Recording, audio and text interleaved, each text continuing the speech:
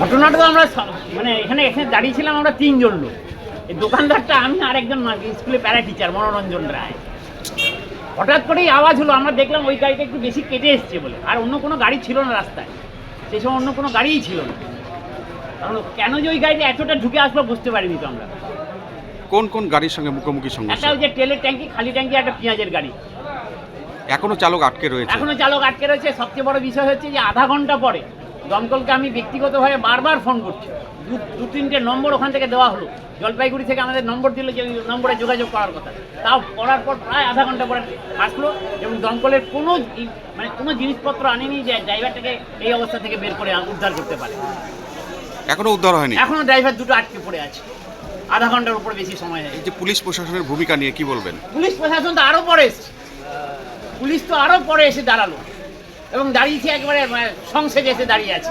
কোনো ট্রেনের ব্যবস্থা করা নেই, প্রাণগুলো লোকটা চলে যাচ্ছে।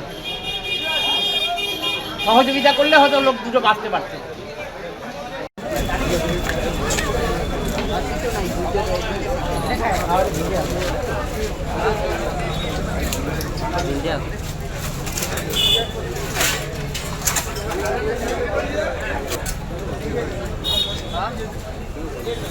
ঘটনাটা তো আমরা মানে এখানে দাঁড়িয়ে ছিলাম আমরা তিনজন লোক।